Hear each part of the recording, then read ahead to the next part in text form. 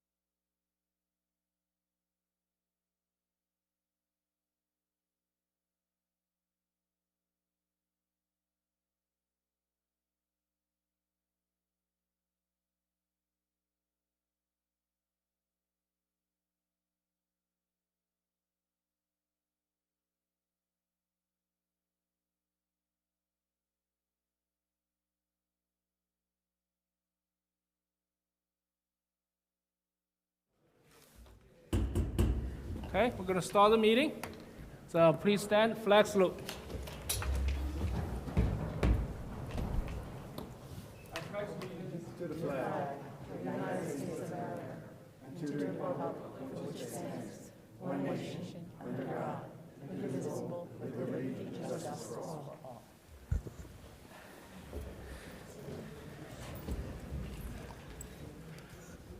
Okay, so first item on the agenda is we're going to swear in our newly appointed board member, Biro Patel.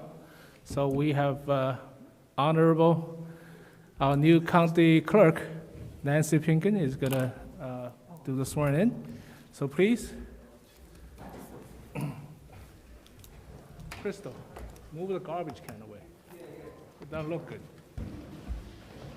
There you go.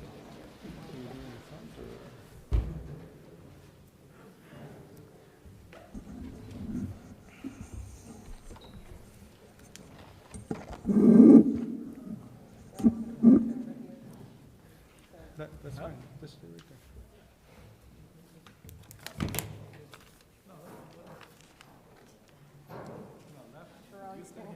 Raise your right hand. There you go. You stay Okay. here. So we're in a picture. You want We to all take your got it? coat off for a second? Want to take your coat off? You want to take your coat Want out? to take your coat off? Okay, sure. Oh, Okay. sure. I'm good. All right, You we good? can take it off. Go I ahead. think Where- this we side got- looks cool. Yeah, you can take it off for a second. It's okay. Okay. All right, ready? Okay, this is an important day for your dad, right? Yeah. Yeah. Yes. Thank you for helping. Raise your hand. And you're in first grade, you said, right? Yeah. And what do you think? You like it? Yeah, obviously. Okay. Oh, wow. More learning. Edison Schools. Okay, so Baral, repeat after me. It's a little bit long, especially the second part, but you ready? Yes. Okay. I, Baral Biral Patel, Patel, do solemnly swear do solemnly swear that I will support the Constitution of the United States that I will support the Constitution of the United States and the Constitution of the State of New Jersey, and the Constitution of the State of New Jersey, and that I will bear true faith and that I will bear true faith and allegiance and allegiance to the same, to the same and to the governments established and to the governments established in the United States in the United States and in this state and in this state under the authority of the people, under the authority of the people, so help me God. so help me God. All right, stage two. I, Baral Patel, I, Biral Patel, do solemnly swear do solemnly swear that I possess the qualifications that I possess the qualifications prescribed by the law prescribed by the law for the office for the office of member of member of a Board of Education, of the Board of Education, and that I am not and that I am not disqualified disqualified as a voter as a voter pursuant to pursuing to RS RS 19:14, 19 colon 4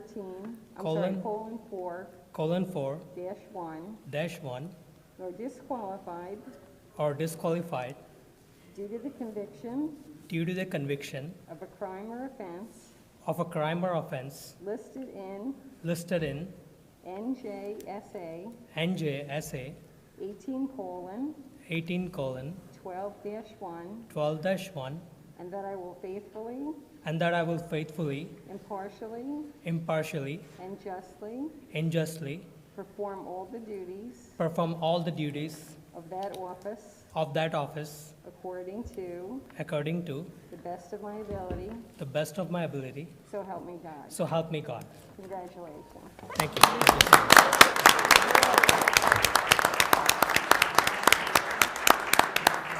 Yeah, so, we just have a couple of minutes so people can take pictures, take your time. Come on, go take pictures. Special moment. God bless you.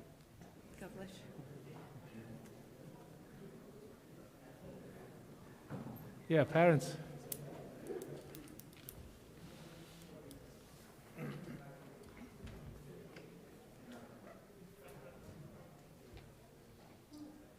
Come. Bima, move.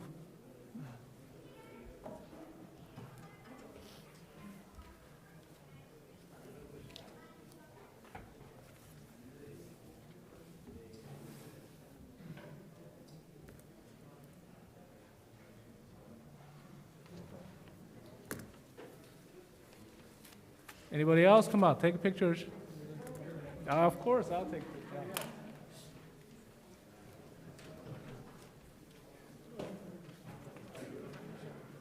That's pretty good. So you don't.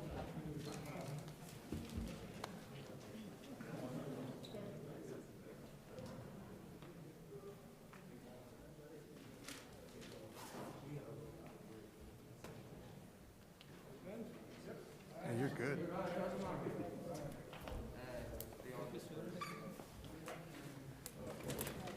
right, congratulations. Rita, you gotta come upstairs now. All right, see, look, we can have almost have a council meeting here.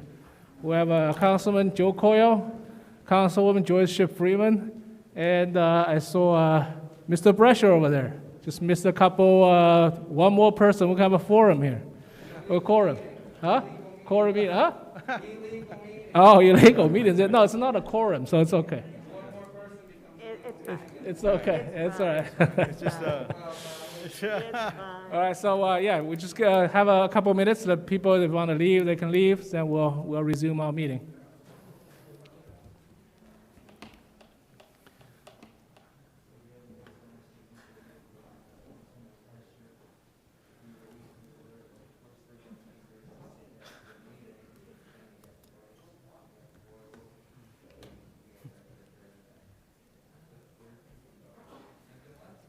Oh, we also have the Woodbridge Councilman, Viro Patel there. I'm sorry I missed you.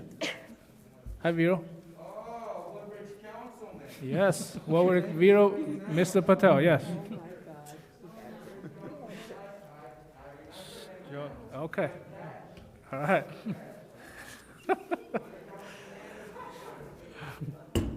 Okay, so we're going to go back to the meeting. Roll call. Mr. Shi, Here. Mr. Mohin Patel, here.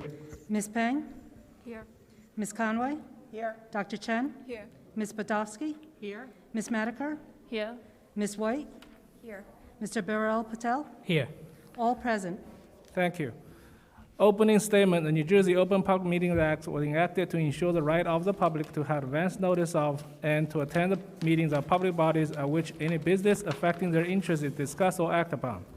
In accordance with the provisions of this act, the Essen Board of Education has caused notice of this meeting to be published by having the date, time, and place thereof posted in the Board of Education administrative offices. Copies of the notices were sent to the Home News Tribune and Star Ledger on January 5th, 2021. The public may participate at regular meetings in accordance with the bylaws and the applicable state regulations.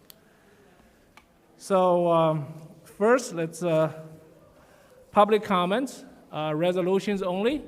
So anyone who has comments about the resolutions, come here to the podium. You guys can make any comments. Anyone? Resolutions? See none? All right. Oh, You oh, Joyce. Oh, yeah, Oh, oh, okay, the agenda. Sorry. no? Okay. No, she just wants to see. All the right. agenda. All right. Okay, good, come back. The open session, okay? So, all right, so let's move on. The resolution, let's go to the personnel only, first. Can I have a motion from any board members, personnel? Motion. Mr. Patel, can I have a second?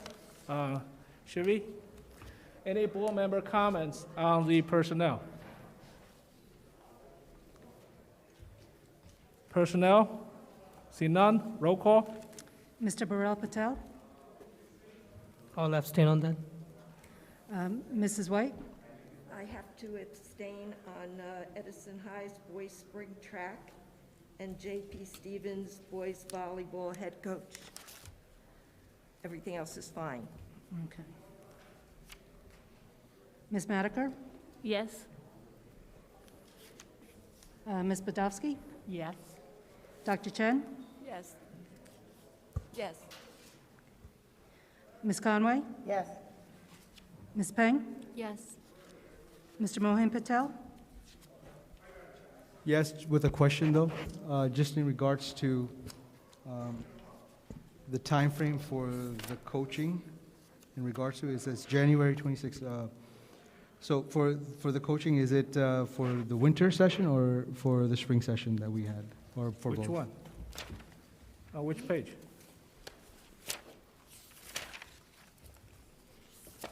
On the stipend section. Which page? The multiple. Page 13 of 14. The spring track, the volleyball, the lacrosse, softball, those are spring sports. Okay, thank you. Yes. Mr. Shi? Yes. All right, move on. Motion is carried. Thank you. Move on, the administration, board, school board recognition month. Can I have a motion on that? Motion. Mr. Patel? Okay, Shivi? Roll call? Mr. Burrell Patel? I'll abstain. Mrs. White? Yes. Mrs. Madiker? Yes. Ms. Podolsky? Yes. Dr. Chen? Yes. Ms. Conway? Yes. Ms. Peng? Yes. Mr. Mohin Patel? Yes. And Mr. Shi? Yes. Number 3, Motion curriculum. is carried. Thank you. Number 3, curriculum and instruction, textbook approval, professional development, approval documentation. Can I have a motion on that? Mr. Shi, can I just weigh in before we take the motion? Yes. There's a mistake on the textbooks. It should be for the 2021, 2022 school year. If the record, the minutes could reflect that. Thank you. Thank you, Mr. Shi. Thank you. Okay. Mrs. Manuka, do I have a second? Okay. Mr. Badowski. So any comments on that before we? So I do have a comment, and I asked this last time. So Dr. Reagan, how much is the textbook for all these? Yeah, the approximate cost for those 4 groups of textbooks for the science classes and the math classes is approximately $25,000 for the classroom sets as well as the digital versions that are needed. Okay. So moving forward, do they have online? They have online version as well, right? Correct. Do we pay additional subscription fee, next year for licenses on those, or this is a one-time deal? I believe the subscription for the online version is 5 to 6 years for most of the textbooks. So the 25,000 covers 5-6 years. Yes, correct. Those books are not for large groups of sections. As you can see, they're advanced science and math courses. So those aren't covering, 10, 15 sections each. It's a Okay. limited number of students. All right, thank you. So I hope next time when we approve this at the caucus meeting, we have the price tag attached, if that's okay. Fair enough. All right, thank you. Hold, can I say something? Yes? Dr. Wigan, this is a per year cost, or this is just, because I just got an email from Berninda, and that was for the elementary science book, that was, she said for 5 years, it was 89, let me see that number. It's not on here. The elementary book is not here. It's not on here. So this is the This math is just book? high school. This is only high school. Oh, only the high school math Yeah. and physics book? Yeah. Yeah, the science books that were in the, I believe they're in the Curriculum Technology Committee report, we're not voting on those today. This is We're just not for those voting on math that. textbooks. Okay, And science, I'm sorry, high school. the physics and the science, right? Correct. Yes, okay then, okay. I'm good.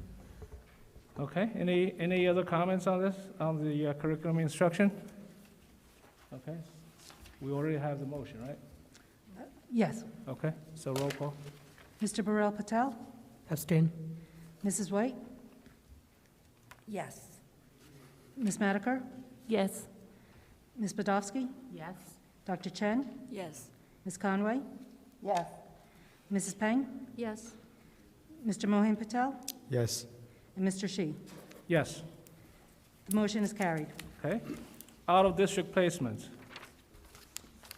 Motion, okay. Mrs. Maduka, second. Oh, Dr. Chen.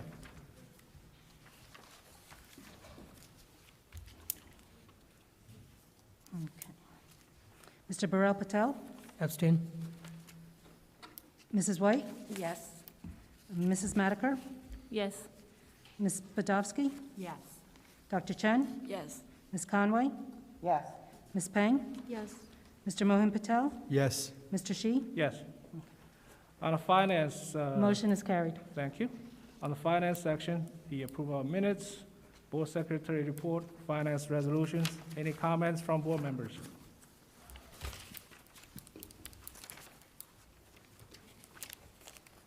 None?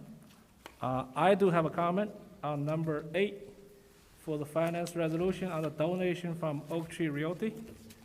I really appreciate that the local business helping our school district, but the item they donated is 130 fleece jacket and 130 heaters for use within the district. At my work, we do not allow space heaters. We do not allow coffee makers. We do not allow air purifiers in the workspace. So I do not think it's a good idea to have the space heaters in the school. Again, this is not, I want to pose this agenda item so we can discuss whether this is a best use of these heaters in the school. Can I make a comment? Yes. So, can we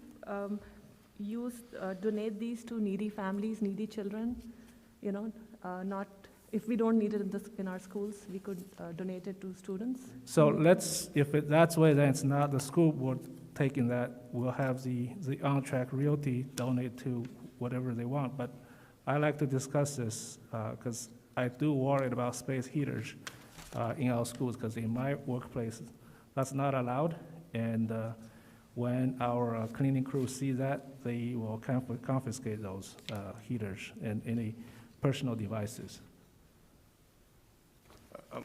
Mr. Shea, I'm more than willing to defer to the board president's position of tabling this for further discussion, but I do not believe that the space heaters, the heaters, or the jackets were intended for use within the building. They were simply going to offer those to any employees who may want them to use in their homes or to use the jackets at their leisure. They were not really giving them for the workday in case somebody needed them. It was a gesture of kindness, and we thought we would accept it on behalf of anyone who wanted it, and then we could distribute to either needy families or employees that so wanted those goods. But I defer to the board president.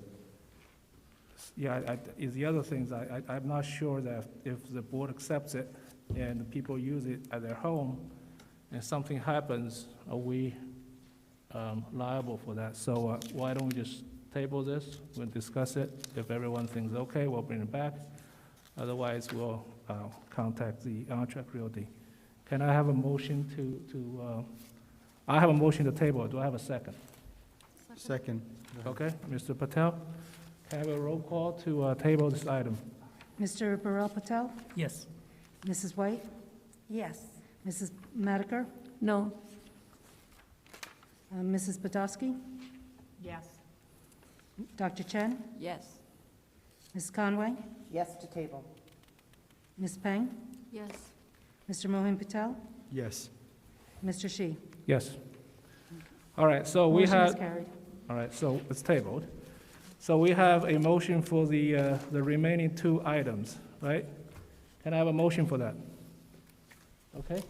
Mrs. Maduka and Dr., this is Mrs. Pan.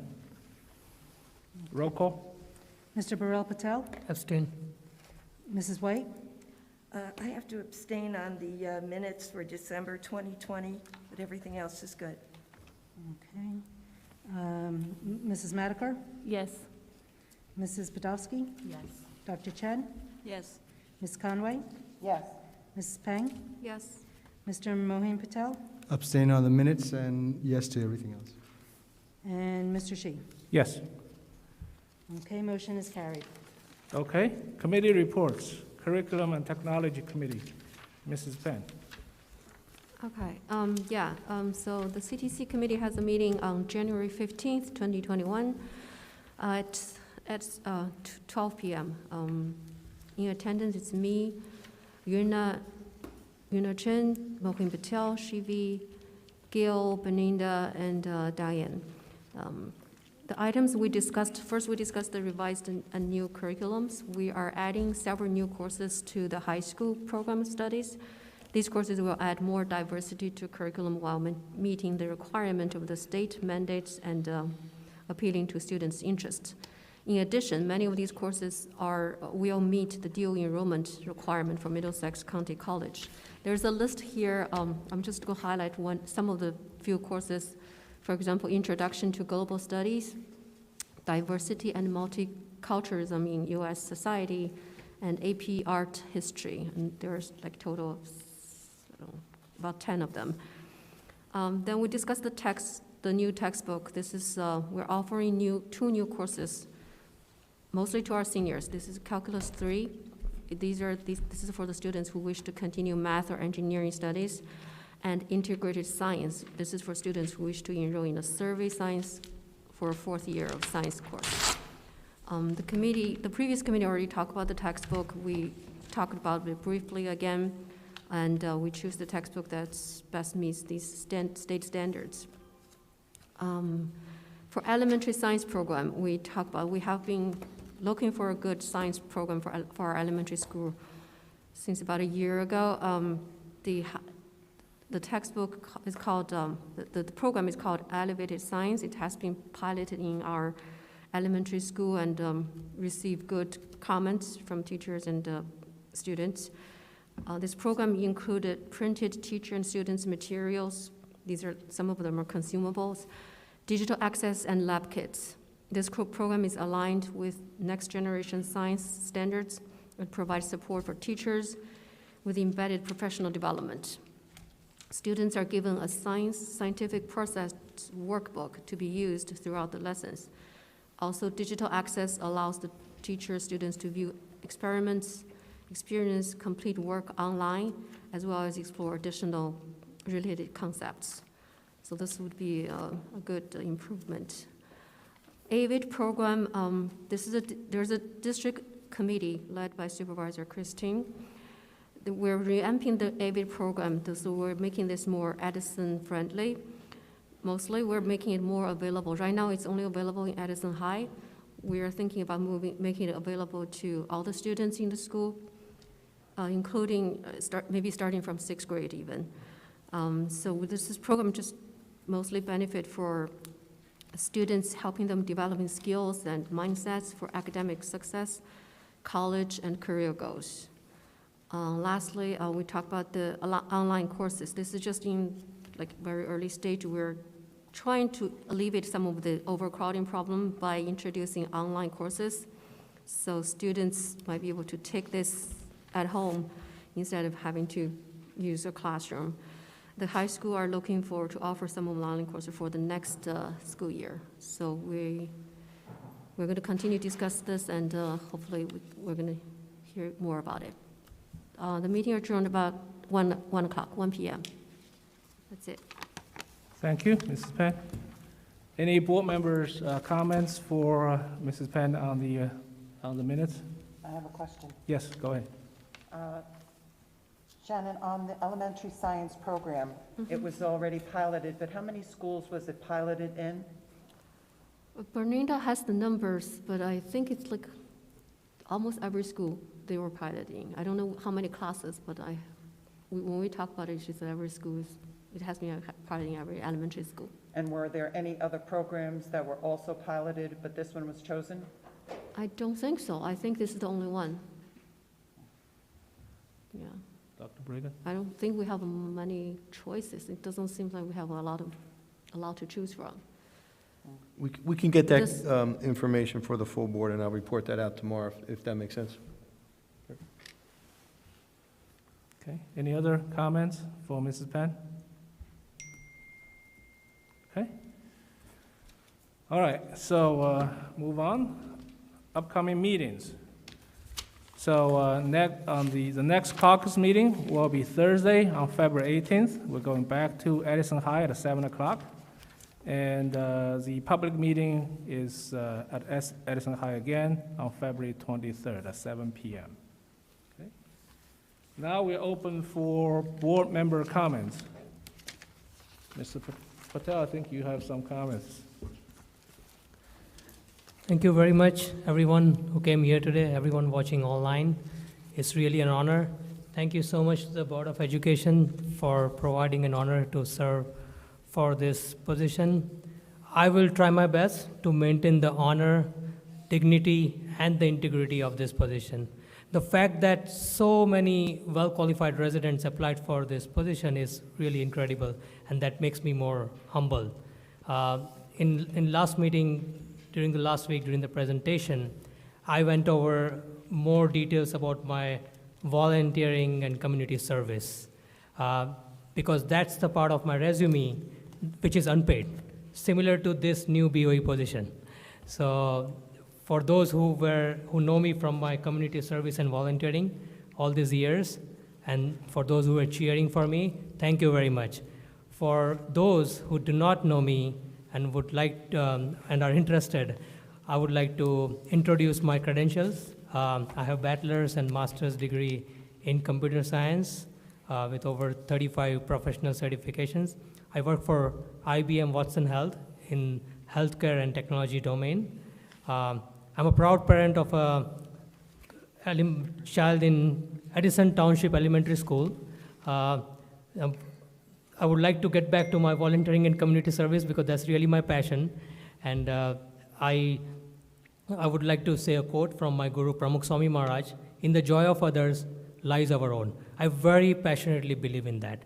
And I would do my very best to make sure that I work very hard, very passionately for every single resident, educators, and students of this town. Thank you very much. Thank you. Any other board member comments? None? Welcome aboard, B-roll. All right, so I have a couple comments. We have a, this pandemic is very, very hard for the students and for the community. So there were requests before that if we can open up the sports field, the soccer field, the tennis court, so we can allow our students to come after they're done with the school to play around and get some outdoor exercise. So can we consider that? We can absolutely consider that, Board President Chi. We want to look at, just to make sure, in the past, when we left the fields and the gates at the two high schools open, there was some vandalism that took place both on the fields and the stadium and some of the buildings that are in the surrounding areas, like the food stands and things like that. But in order to provide some structure for our students outside the school day, we will look at how best we can do that and keep the facility safe as well. Absolutely. Okay. So the other thing, just to add what the Bureau said, we had a lot of good candidates who applied for the position. We had 12 candidates. So I just want to thank them. If they're in the audience, I just want to call their name, if you can just stand up. Mr. Christo Macaprolis. Okay. Tony D. Pascal. You keep standing. Okay.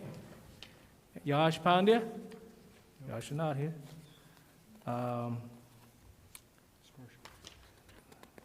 Padma Jacinta.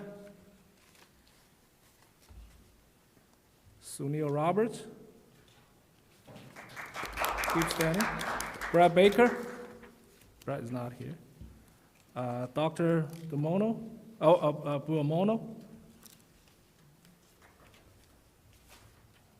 And let's see what else. Aquil Daniel. Not here. Bureau's here. Sparsha Patel. Joe Romano, and Ryan Rivera. Thank you, guys, really. Thank you for your commitment. We need a lot of you guys to continue to work with us so we can move our district forward. Talking about working together, making the district forward, I'd like to announce that we're going to have a task force for our budget. Every year, the budget has, people say it's something that they don't know. So during our campaign, we spoke to a lot of residents. They expressed a lot of interest in helping the district with the budget. They have a lot of work experience to see what we can cut certain things here and there to reduce the tax burdens. So I like to form a small task force with about 4 or 5 residents together. We'll work with them during our budget process, the phase. Right now, we're starting the process now, and we're going to get them into the process so we can work together and be transparent of what we're doing. So it's going to be a very small number, about 4 or 5 people. If you have an interest, please send email to me and Mohin. Then we'll contact you. But the precondition is, since we're working on these budgets, the budgets are still work in process. Before we announce to the public, let's keep it, confidential. So anyone who work on this task force, we need to sign a non-disclosure agreement until the budget becomes public. I hope you understand that. Okay? So anyone who is interested, send an email to me and Mohin, and we'll try to see if we can, get that next week. Okay, thank you. Send your email, man. It's part of the process, man. Okay. All right, so that's it for board member comments. Now we're open for public comments. Yes, Maria.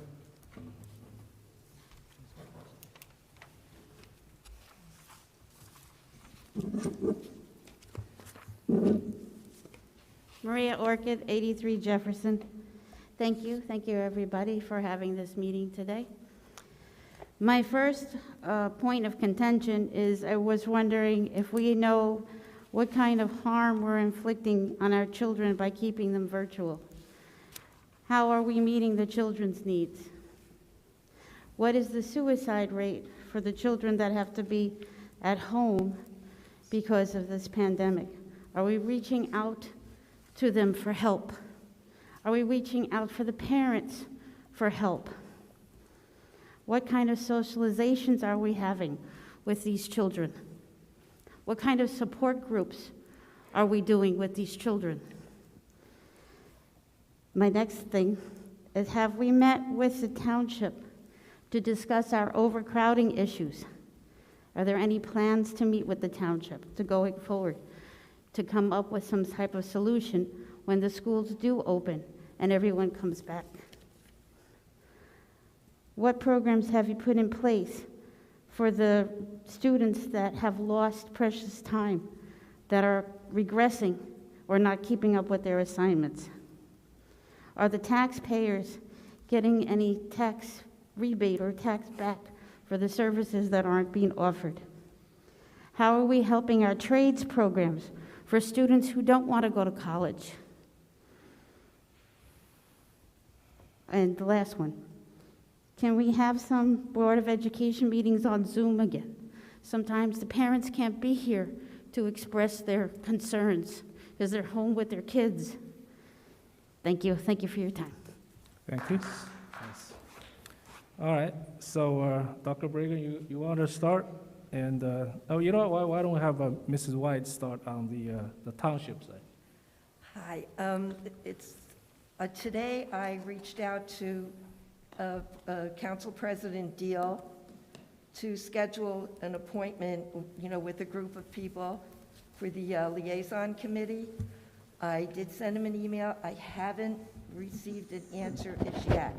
So as soon as we do, we'll be able to get started with that. But that, was a big, big concern for all of us. The other thing is Gloria Dittman from the Art Society was in touch with me today, and they'd like to start a project as well. So I'm waiting for her to forward the information to me. So as soon as I gather all this, I'll be more than happy to share it. But thank you for bringing it up. Very important.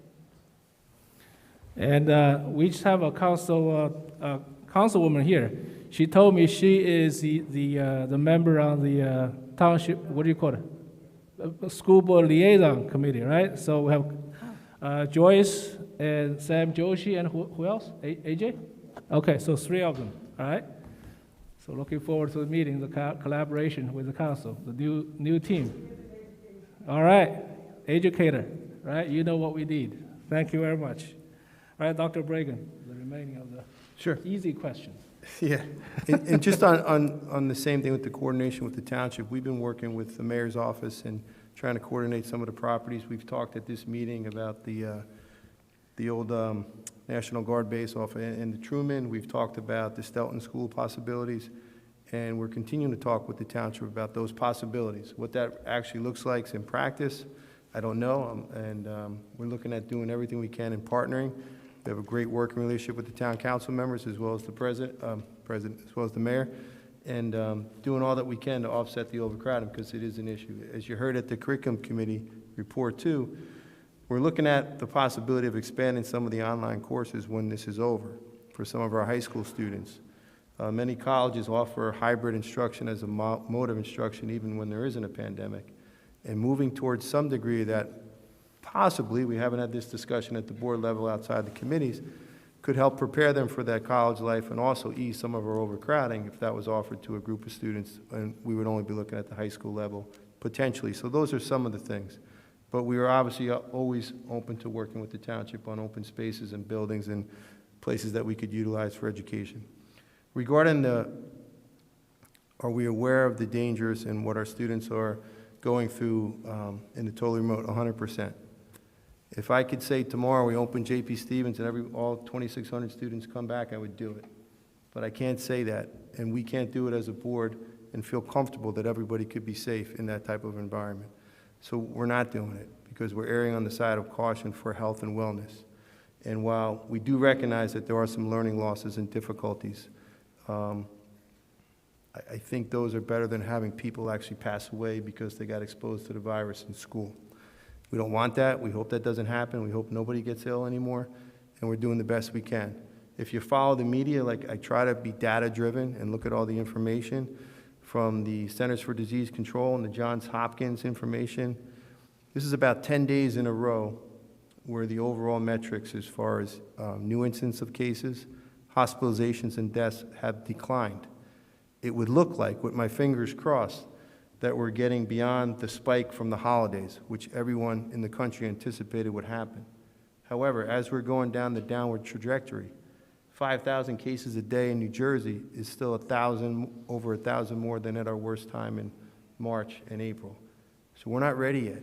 We're not ready, and I want to come back more than anybody. But I don't think it's prudent to do it unless we could assure the safety and well-being of our staff and students. And the board, in the conversations we had together, is committed to the same thing. The well-being of the students at home, we do have counselors working them. We have extra support services in place. We have made home visits to students that have a need. So we are aware of the issues that our children go through on a regular basis, which may even be exacerbated when they're spending most of their time at home. So we're doing the best we can with that. I think I answered most of those questions. Do you have programs in place to help the student make up their lost time? We do have some programs in place. Tax rebate? Well, the tax rebate, I can't speak to that because the only body that can tax it is the township and not the school board, but nonetheless is the township. But we do have some programs in place for students that are struggling and falling behind and are at risk, and we have some of those programs set up. We've done it already. It's been proactive. It was in place in the fall, and it is in place now to provide supportive services for students who are failing and not doing well academically, or even just need the emotional support of a small group environment within a Zoom-type environment as best as we can to replicate that service. And the taxpayer relief, I'm just going to say, again, I half-jokingly made a comment that the school board cannot tax, which is accurate, but the school, the teachers, the administrators, the counselors, myself, we're providing the service. We're doing the best we can to provide the support, the education to our students in a virtual world to the greatest extent possible. And I think for the majority of our educators, and myself included, I'm working a lot more hours and putting a lot more time in because it's more difficult this way. So I don't think the idea that somehow our teachers aren't doing what they need to do and should be, there should be some, I don't think that's, I think that's flawed logic, but that's my own personal opinion. Thank you. Okay, just the other about Zoom or board meetings, we can look into it, okay? And the other thing is about trade schools. As Dr. Brigham mentioned that, he has been working with MCC.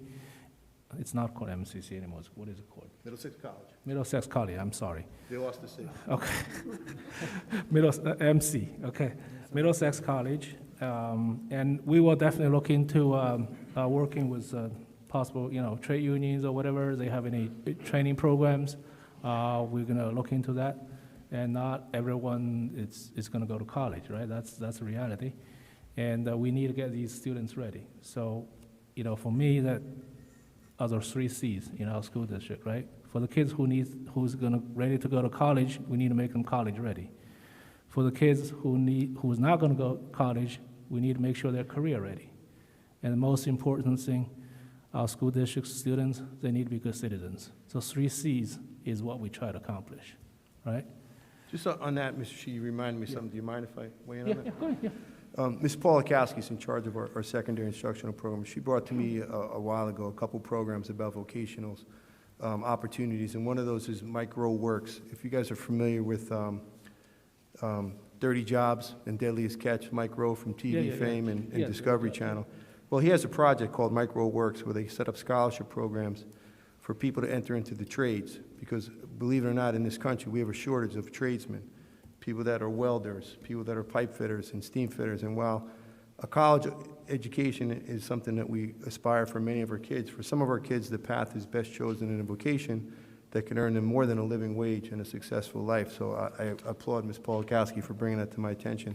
And we're going to look at applying for some of those grants using Mrs. Lopez, that she has done such a great job for us in getting grants. And with the Middlesex County College, their president, he's exceptionally committed to partnering with the schools, especially us, because it's in our own backyard, Middlesex College, of which I went to myself. And not only do we want to have a dual enrollment program where students can graduate with their diploma and also an associate's degree, but we're looking at the trades, the technicians, the radiology technicians, the dental hygienist programs, the LPN nursing programs that are offered at the county college, and have that partnership begin in high school.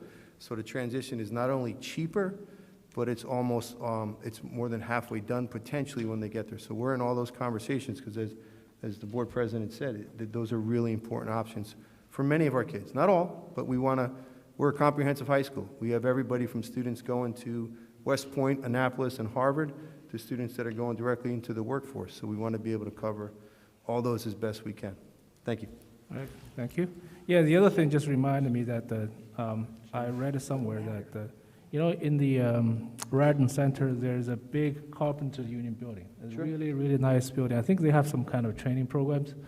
I don't know if we can work with them to get into our school to help these kids who are ready to get into the trade area, not to go to college, get them ready, trained for all of that, just like you said. The trade is needed. Jerry, I think Yes. Ms. Conway has a question. Okay, sorry. I just wanted to say, the best education that the students are going to get is going to be in the classroom. And until that time, the teachers are working so diligently to do the best they can. And I just want to say today, Mrs. White and I were invited to a breakout room for one of the classes at the EELC, which you would think the little ones would have the most difficulty with that remote learning.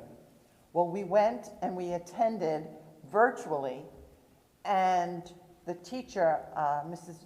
Judy McQuillan, was absolutely fabulous.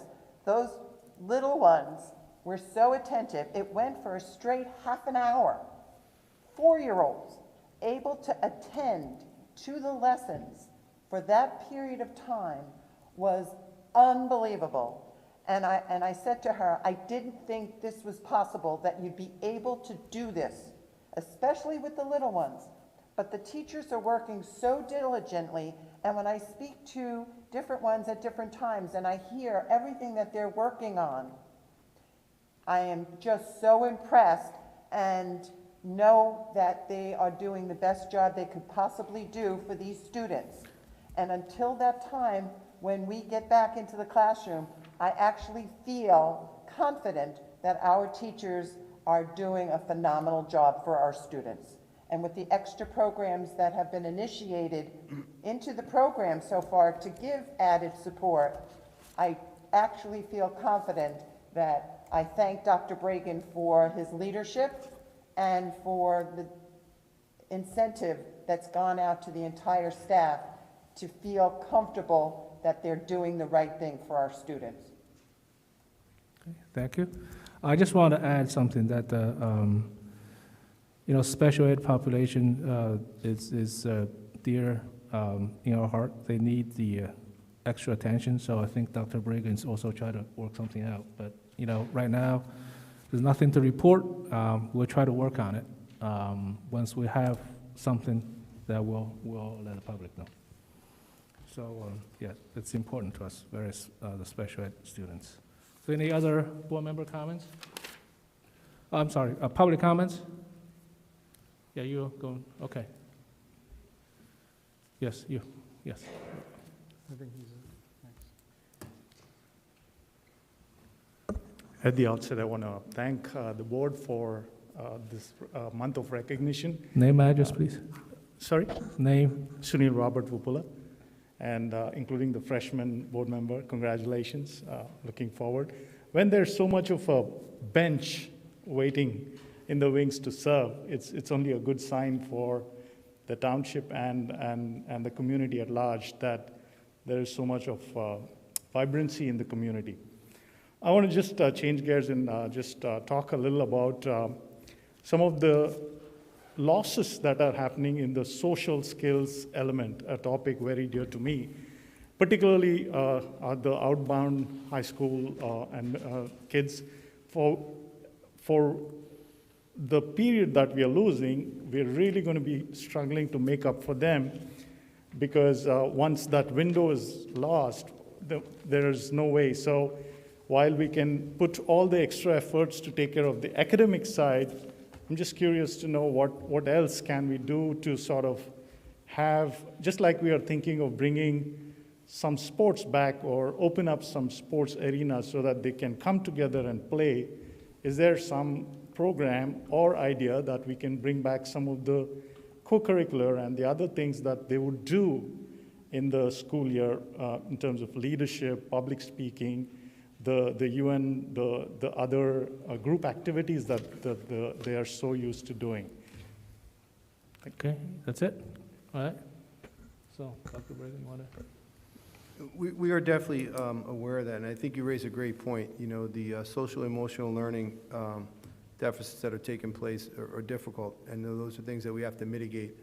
And we do have plans in place. We're trying to support that as best we can remotely. It's not the same. It's not the same as being in person and, putting your hand on a child's shoulder and letting them know it's okay, right? Nothing will replace that virtually, as best as we can try to do that. We do think, as you mentioned, the idea that interscholastic sports is important. And even while we were remote in September, we did have our outside sports and activities took place. And as I personally was able to witness some of those, it gave a degree of normalcy for our children, right? They're home, they're in their rooms most of the time, or their dining rooms, wherever they choose their remote learning. But for a little portion of the day, they were just kids again. They were out there kicking the ball around, throwing the ball around, and whatever other sports that we do. And we're doing all we can to try to provide that now, but we're also cognizant of the fact when we come back, those needs are going to be greater, and we have to be there. And we're looking at our supportive services and our counseling programs. We partner with Rutgers University and their mental health component. We have a number of those staff members that we employ on a regular basis in our districts, in our schools in the district, and we're going to continue to do that. And we're very cognizant of it. And we're also working with training our counselors and our teachers to be more aware of children that are struggling and to try to identify and notice those problems both remotely, as we are now in our Zoom, Google Meets, Seesaw classes, but also when we come back in person, to be more aware and to be more on the lookout for children that are in danger. So it's a great point, and it's a concern. Thank you. Okay. I think he has a question. You want to add something? No? No? No, no. Oh, okay. Yes.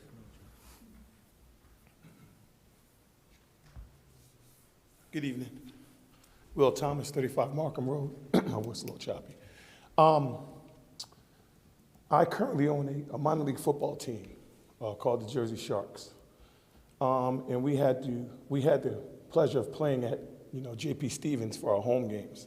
And I do know that the times that we're faced with, with COVID, some things have gotten suspended and, got put to the wayside. I'm just standing before you guys because, the organization that I put together, we do a lot for the community. We do some volunteer work for the Pop Warner programs. We donate money to the Eric LeGrand Fund. We actually hold the football game for the first responders against the New York City Fire and Police Departments, and we put the money to the Seller Group for 9/11. I just wanted to stand before you guys and wanted to more or less be in the conversation when you do open back up and you do allow people to, back onto the facilities that you consider my organization. We've played there for a few years now. We do the right thing. We have a big staff, a big volunteer group where after every game we clean the parking lot, we clean the bleachers. The Edison Police Department is a sponsor of ours, so they more or less police our games to make sure that nothing, that we're in full control of what's going on. So, I just wanted to more or less bring it to your attention that, we all have been affected with the COVID. And I just didn't want to be left out of the conversation because we do create a great avenue. I actually have several students that went to J.P. Stevens that actually I just, took them off the corner and put them on the football field. And they had the opportunity to play pro football over in Mexico. One of the kids is Donnell Bowles. I think he attended here. I took him right off and put him on the team, and he more or less turned his life around. And, everyone, all of you, you do your volunteer stuff and you do it with passion and you try to make a change. Well, this is my change. I got to play here at J.P. Stevens, and I played under Tony Simonelli and Zarro and the boys. And, the educational part was a big factor for me, but what really kept me in line, what kept me in order was the opportunity to play football and to play basketball. And the kids that I more or less target are the kids that kind of get left out because they're too old to get the services that are offered, that we offer. So, but these kids are the same kids who stand on your corners, and these are the same kids that, the kids that attend this school or other schools, they look up to them. And if they're not doing anything, and they influence the kids, so we're not done with them at 18 years old. You still have work to do. And those are the kids I target. So I just want you guys to take into consideration if, the COVID lightens up, that we be considered.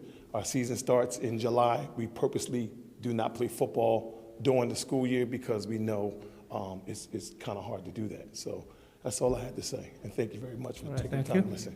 Yeah, send your contact, drop an email to us so we know who to contact. Okay, yeah, thank you. Yeah, okay. Oh, sorry. Not yet. I'll save the best to the last. All right. Good evening. Let me congratulate Biral Patel. Name, address. I hope you'll serve Name, 1 address. year. Name, address. Venkachabandi, Edison of Edison. Okay. I think Biral, it's not the 1 year journey that you're going to be looked at. It's a 4-year journey, as I said, right? It's something that we want you to learn the ropes well and would like you to serve in the long run. So obviously there are 4 positions that will be open by November. So out of the 12 people, I think, we hope to see who is performing well. If not, then, we have an option of choosing the new people. So again, congratulations. Thank you. Dr. Bregan, I would like to bring couple of issues. In fact, there is an email that has been gone out with your name to the teachers and staff that school is postponed till March 1st. A lot of parents are very furious. Why the accommodation to the teachers that they can plan better for 4 days?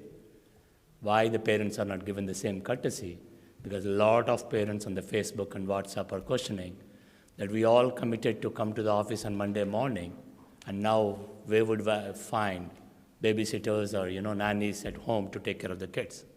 I hope the parents are treated with the same urgency as the parents. Parents cannot be taken as lightly as teachers. So we wanted the information to be flown immediately, because now entire social media knows the school is now postponed to March 1st.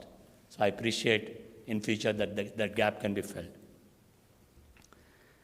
The second thing, Mr. Bregan, I shared John Adams, Mrs. Valentine, and PT were conducting an education or a seminar or a presentation for the parents, because some of the parents are worried that their parents are out of state or out of country and they have been impacted by the COVID. Most of the parents are still struggling with their jobs with the kids at home, and especially few of them are having special needs, and they're banging the doors, throwing the computers, and parents couldn't work. I think if I see some of the Facebooks and WhatsApp parents, it's really not going right. And I don't know whether should I quote Jerry. Mr. Jerry shared a New York Times article that in Las Vegas, a lot of students were committing suicide, which I forwarded to you as well today morning, along with Mrs. Valentine's email. What are we doing to help our students? How can we help the parents? Because I think the stress is being put on the students, and we are also ignoring the stress that is being put on the parents as well. So I hope, it can be with council or the city or the BOE. I think there is a combined responsibility of all the elected officials to counsel the parents or the students, whatever it takes, to make things easier. As part of that, emotional health and mental health is very important. And on top of it, we are closing our school grounds, and people have to go to different places. So we are not actioning anything, in my view. And last but not least, I'm also a guilty parent of put high expectations on the kids. Now the subject SATs are cancelled. SATs may not be recognized for next 2 years. College placement is a challenge, and it's magic to us. I don't know where does the rigor come from. JP is at a disadvantage even it's in high school, that we cannot let our kids to take APs. We don't have enough choices of sports. We don't give enough opportunities to be in the clubs. I don't know. I think, there should be some innovation. I know Jerry would like to cut the cost, but not at the cost of making the kids to the college. So I think, Jerry, I know even if it is a little increase in the cost, even if it is 0% don't work, if it is 0.5 or 1%, some parents truly wanted the rigor to be added in the school, and at the same time, the pressure cannot be built. If there is 50% of the parents don't want any pressure on their kid, that's fine. But we should help our kids with either APs, new clubs, or sports. How many people are getting into the varsity teams, even though they have, let's take the tennis. I feel that only 3 or 4 people can play in tennis in JP. That means for 800, 600 kids, only 3 kids can go to the varsity team of tennis. I think, we need to look at in detail that how we can help the parents and kids. And Mr. Jerry, I know that you have said there are committees. Please announce those committees as soon as possible, so that we want to work with curriculum committee, we want to work with liaison committee, and since Joyce is here, we'll put the pressure on council too. They are equally responsible to take care of the parents and kids too. At the end of the day, you guys have to partner together, and we need to help the parents. And today, I thought of talking another one about the weighted averages. I think this is a little tricky, Mr. Bregan. Excuse me, you continually refer to me as Mr. Bregan. Okay. It's Dr. Bregan, and it's disrespectful. It's not a mistake when you continually do that. Okay. So is there anything wrong with Mr. Bragan? Can somebody say that Mr. is wrong? I'm not going to address you if you keep calling me Mr. Bragan. I've You don't already need to pointed respond to out. it. It's my time, Dr. Bragan. I don't need to call Mr. Doctor. I don't know who gave it, If you choose you to be know? disrespectful, that's your choice. You could But I easily choose- say, correct me. And in fact, I wrote I an did email. correct you, and you kept going.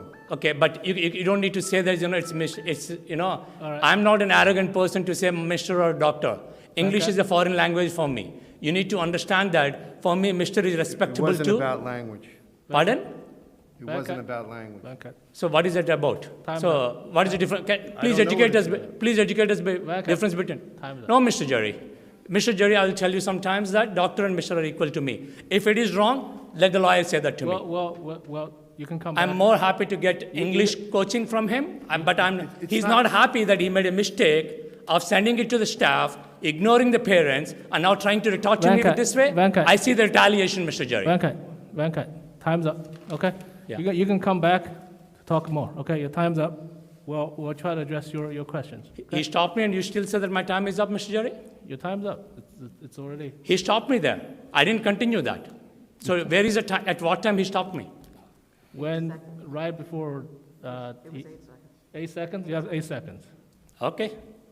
I will tell you, Mr. Jerry, when you guys knock my door and my people, I will tell you the same thing of 6 minutes' time. I think, you know, it is completely ridiculous. There is a retaliation that I see over here, and you encourage as a president. I think it is Okay. shame to take a retaliation on a parent. I'm really sorry for that. Okay, thank you. Yeah, Mr. Shea, can I yeah, respond to those questions? Yeah, let the Dr.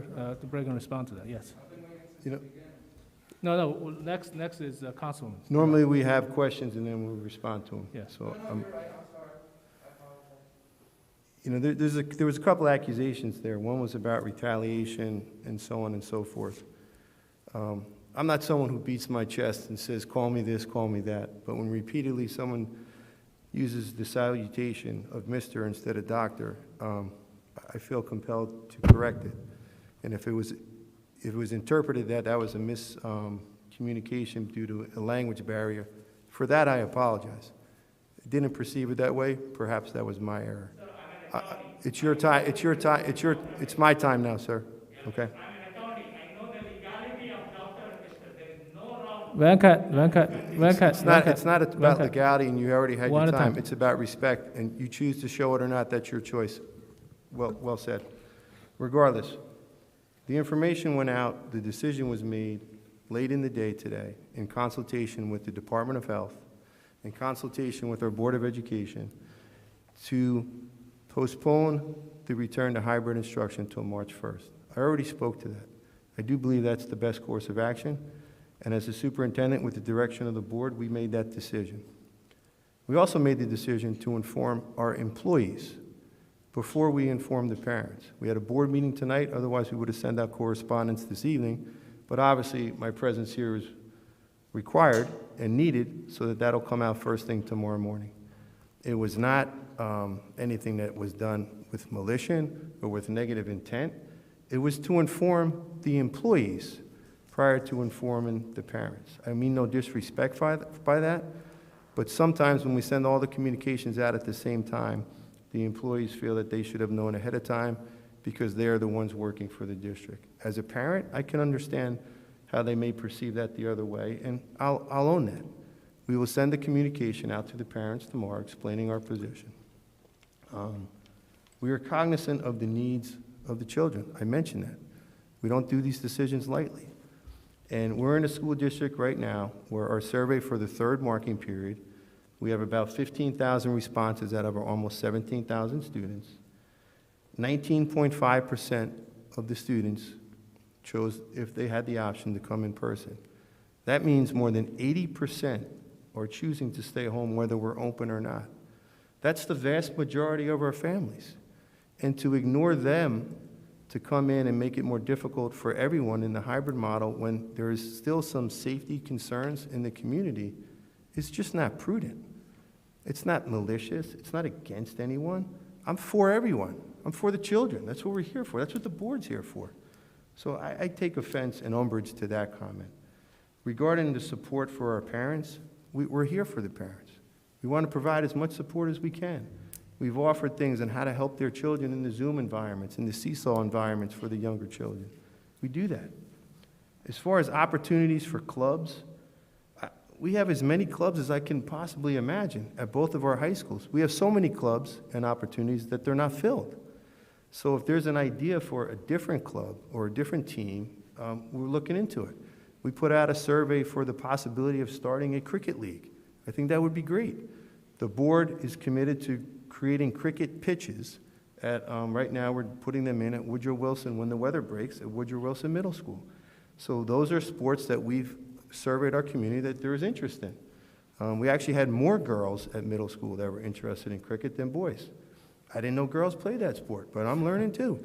So the board is committed to doing as much as we can for all of our children, providing those opportunities. So thank you, Mr. Board President. All right, thank you. Yeah, the other thing I just want to add is actually this school year we started a volleyball program for the middle school, but I think with the COVID, it did not really take it off. But this is something that it was on the agenda last year. We had allocated funding for it, but just because the pandemic. But we'll definitely look into adding additional sports if we can.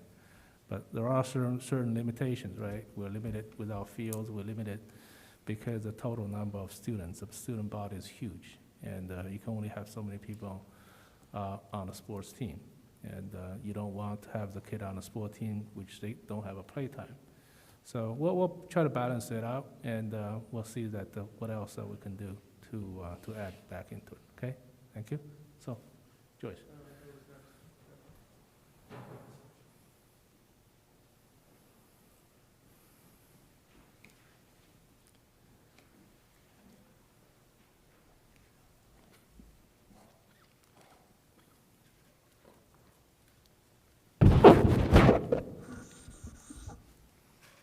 Councilwoman Joyce Freeman, 41 Main Street, Edison, New Jersey. I'm here to applaud the teachers and the principals from the Edison school system. I was down on the north side working in volunteering, and I watched how the principal and the vice principal came out to check on the kids to make sure that they had their lessons outside of school. And as I listen to people talk about the teachers, my niece is a teacher. She has while her son is like 5 years old, I have to go over and watch him because she has to teach the class. So everybody thinks that a teacher's job is a babysitter, but it's not. It's a very hard job. People don't understand how hard it is. The other thing about it, when people are concerned about exercise, we're going to do a whole new park plan. So I think at some of your parks in your neighborhood, maybe you'll get tennis, because tennis is 6 feet apart. All right? So that's something that in your neighborhood parks you should think about at all. And another little program that I would like, I don't know, Elizabeth probably knows the program, or either Jenny, they probably know when we were kids. I want to start the program about don't be a litter bug. Because the amount of garbage and the amount of stuff that's flying around is getting to be just ridiculous. And I know that if children, 5, 6, 7 years old, they say, no, Dad, no, Mom, don't throw that on the ground, it means more to the people. So if we can get our litter bug program going, I know it's kind of hard for like this year because of the way the year is going, but I would like to institute something about don't be a litter bug, remember? At all. And I thank everybody else, and I'd like to congratulate Beryl, because I know he does a lot of volunteer work. Thank you. Thank you, Joyce. Thank you. Councilwoman Joyce, while I have you, can I ask a few questions? Because it's rare, it doesn't happen every day that when we have a councilwoman at the Board of Ed meeting, so I got to take this opportunity. I'm sorry, yeah. So I think I totally agree. I'm very thrilled. I cannot say how much I appreciate our teachers and educators' work during this pandemic. And I'm very thrilled to hear that you do too. I think at this point, the best support we can give to our educators is to have them vaccinated. I know the teachers are category 1B in order to get the vaccine, but I heard it's very hard still, like very, very few can get appointments to actually get vaccinated. But I also heard that Freehold and somehow their teachers, their educators are going to get vaccinated somehow, magically, and probably also Metuchen. So I'm guessing it's maybe their mayor's office, their council, there's some work that has been done, that has to be done from their office, mayor's office or council with the states to get the teacher somehow to vaccinate earlier than other towns. So is there any way that our Edison City Council or mayor's office can start working on this, or? I'll definitely talk to OEM since you gave me all that information. And since we are Edison and we're the best, I don't see why we shouldn't be at the top of the list. So I'm going to go and speak tomorrow and ask them what the problem is. Okay, great. Okay. Thank you. Thank you. You If came there's to the meeting anything at the you right need time. from the board, You gotta come more often, Joyce. Yes, because I feel like the teachers will feel much safer and they'll feel better. Because I don't want to have a bunch of teachers out sick. You know, and some of the other schools teachers have lost their lives. So a lot of people don't think it as important, but I think it is important. So I'm going to make sure that I talk to them about that. I'm going to make sure I'm going to let them know. I'm going to go, how do other places get stuff we don't?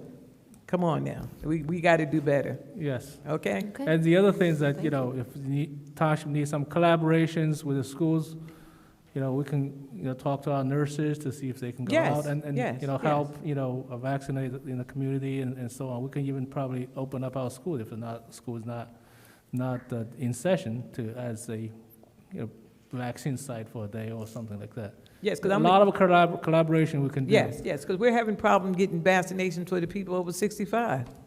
I don't know what the problem is, but we need to step it up some. Okay, we know a couple of people, you know, in assembly seats. You know who to call, so. Yes, there you go. I'll call them. Okay. Okay, thank you. Jerry, can I just add something? Yes. Just wanted to mention that New Jersey School Boards Association is doing a seminar on just this topic, on how school board members and the administration can help teachers get a vaccine, and I believe it's on February 3rd. Yeah, so I think Elizabeth, Carol, and I have signed up, and anybody wants, it would be a good thing to sign up for. Okay, thank you. Yes, Tony.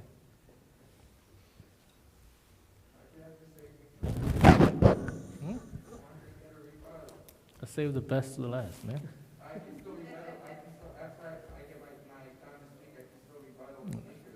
Can they start my time yet?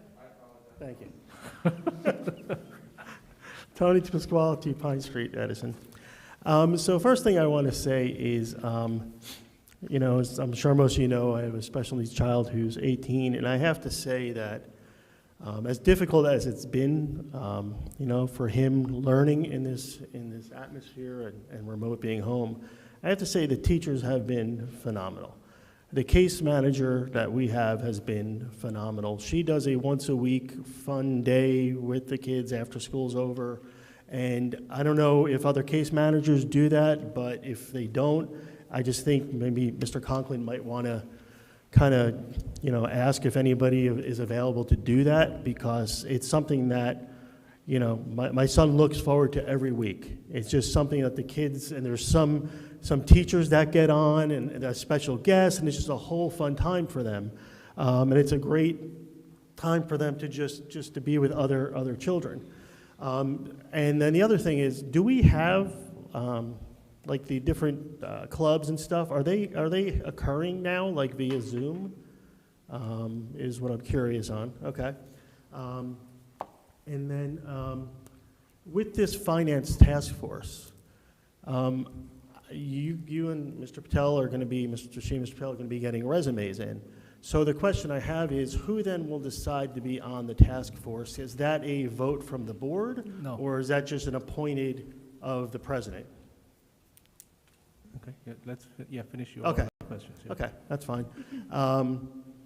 And then the other thing that I just wanted to, more of an off of an education thing, but more of your board setup here. I'm just curious, who decides where each board member sits? Because if you do look at the setup here, you do see, at this point with Mr. Patel in the front, you see the majority of males in the front, females in the back. And just visually, I'm not accusing anybody of anything, I'm just saying visually, it just, to me, would be, you know, it would be nice to, maybe Mr. Patel, he's new, maybe he should be in the back, and the senior from the back should be up in the front. Just a visual thing.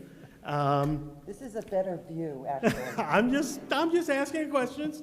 And then the other thing I just wanted to comment on, and I won't name any names, but I just think as board members and as, you know, kids that go to school, we're always told that if a kid gets in trouble when they're out of school, well, they can get in trouble in school for that infraction that they've done. And I think as board members, we need to hold the board members to the same level when you're on social media. And examples, again, no names, but there was a comment on a group where there was a comparison between empathy for the teachers and empathy for the students. To me, a board member bringing that up on a social media really is not a place to do that, because you're pitting teachers against students. And I just don't think that's really something that should be said by a board member. Again, you're on social media, yeah, you're not in the meeting, but you still represent the board no matter where you go. I don't care where you are, you're still representing the Board of Education. That's the same thing with council, anybody on any boards. So I think we need to be very careful on how we represent ourselves.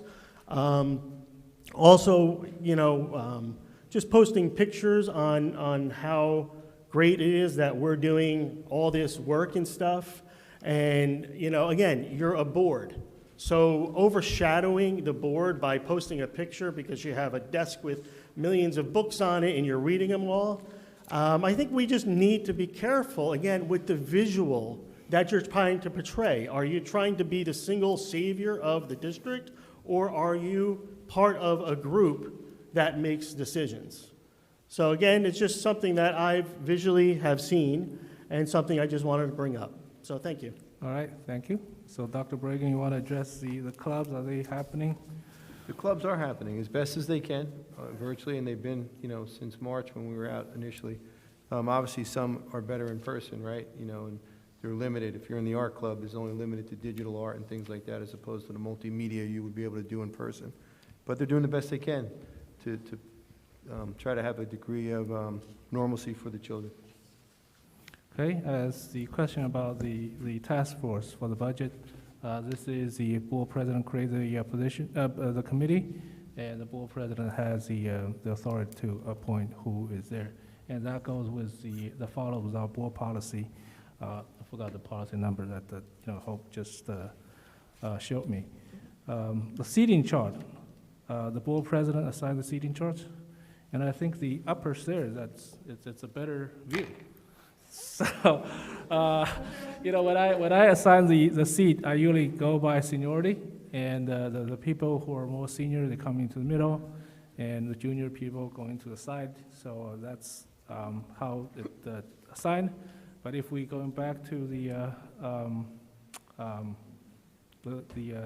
normal, you will see that the seating is based on that. Okay, so this is special, and actually I like to sit over on the top. You know, especially for me sitting there, I look around and say, who's raising a hand, you know? Okay? All right, any other? Yes? I don't want to be last, Jerry. I always save the best to last. I won't get my rebuttal. God bless you. Show him everything. You guys working together now? All right, good. Yes, hi. go.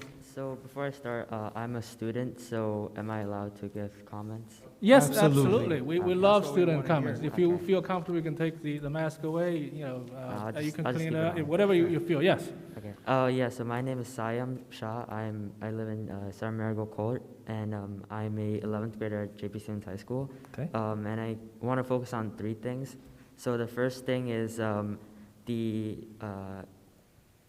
what's being done in terms of education, and especially I want to focus on my classes. So I did have some concerns about how students are lacking behind and how they're on the screen a lot. But I think recently there was my teachers have said that they have to institute like a catch-up day every week. So I'm not sure if that's just for JP Stevens or for the entire Edison Township, but I think personally that's been really helpful, and for a lot of my fellow students, it's been helpful to just catch up on stuff. And for the asynchronous thing, I think even one class less on screen, it's helpful every day. So I think that's going good so far. That's the first thing. The second thing, or actually moved to the third thing, because I forgot the second thing. But the third thing was sort of related to the litter book program that was mentioned before. So I think that the litter book program is something that definitely should be talked about or instituted in some way. But even going a step further is environmental education. So I'm a climate activist. I've been a climate activist for about 2 years, and I've done a bunch of things, even for the community. I held a community workshop for Edison students, and I even invited environmental organizations from across New Jersey in that workshop to educate people on climate change and environmental issues. And I even had a letter writing campaign last year when we were in school, and I got at least 400 letters signed from John P. Stevens students alone about climate action. So I know that some people might think that climate change is, somewhat of a political issue, but the latest science shows that climate change is undisputably happening, and I feel that our students need to know the basic facts, which surprisingly a lot don't, especially the people that I've talked about. They might know what climate change is, but not more of like its effects and how it's going to impact them in their future in the next generation. So even like basic environmental education, if there's some way that we can have that in the curriculum for elementary, middle, and high schoolers, I think that would be really helpful in educating everyone what's going to happen, like what are the important facts of the environment that will impact them in the future. So yeah, thank you. Okay, thank you very much. Thank you. Nice. Dr. Bregan, you want to address some of his concerns? Yeah, I think it's great stuff, and if some of your teachers are choosing to have that catch-up day and you're finding that successful as a student, good. I'm glad. Our teachers are professionals. We give them some degree of latitude to make those decisions, and if it's working in your class and for you, and you're using that time to work on projects outside of a traditional sitting in front of the Zoom, I'm glad. I'm glad if it's providing some relief. The litter bug program and environment, we got one planet, and as much as people think we're going to colonize Mars, it ain't anytime soon. Whatever your religious beliefs, we were adapted for this planet, and this climate and the atmosphere is suited for humans because this is where we are. We're not going to go to Mars and settle it. It's not going to happen. So we got to take care of our planet. So anything that we could do. The environmental sciences do begin at a young grade, and more of those curricula, as you heard at the curriculum committee, they're looking at the science curriculum for elementary. That's a big part of it. The environmental sciences beginning at the young grades and moving on through. So kudos to you. And, Joyce Ship Friedman, I'm always a fan of hers, and the litter bug program, if that's something that we want to kick back up when we get back, I think that's great. I find it deplorable when I drive around in town and I see, the McDonald's cups and the bags and whatever. Now we got masks and gloves all over the place in the parking lots. We need to take more responsibility for where we are and for our planet and our community. So kudos to you. And another thing, as a student at JP Stevens, getting up here and talking in front of the mic in front of everybody, I'm proud of you. Way to do it. Way to go. I would like to second Dr. Bregan. Sayam, thank you so much for coming over here and speaking about this. it's indeed a great moment, and we all would like to see more participation from the students, because all of us here are for the students. So please ask your friends, everyone in your class and in the school, in your grade, to have more participation in the board meetings. And we all 9 board members here, and Dr. Bragan is here. Everyone's email is on the website. Please reach out to all of us. Anything and everything that we all can do for the students, we're all for it. Thank you so much again. Yeah, so just want to echo, although I love Crystal, but I like to see more students coming over to talk about, your experiences in the first hand. That's what we want to see, the initiatives, the community environment awareness. That's great. See if we can team up with the Litter Bug program, That's all part of the environment. All right, thank you very much. I think there's a question right in the back of that. Okay, Yes. Anybody else? Yeah. Okay.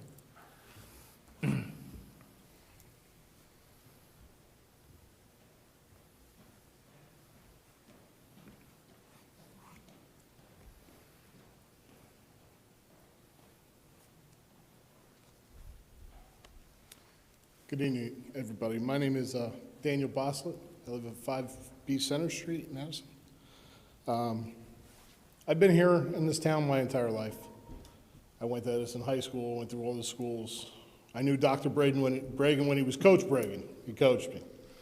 I just wanted a few minutes of your time tonight to support Billy Thomas. He has done a lot of great things with his program. He has worked, I am the vice president of the Edison Jets organization. 2 years ago, Billy needed the field. I guess there was a conflict here. No problem, Billy, you want to come, use the field.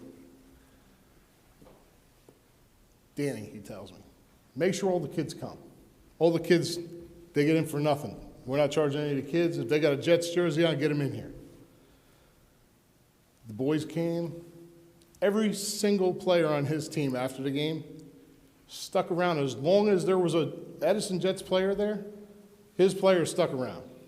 Threw the ball around with him, signed autographs. Kids loved it. His program is an absolute class act. They started the day without an issue. They cleaned up every single stitch of anything that was on that field completely. Last year, we didn't have a season because of COVID. Billy asked me again, hey, can I use the field? I said, as long as it's not for practice, just a couple games, no problem.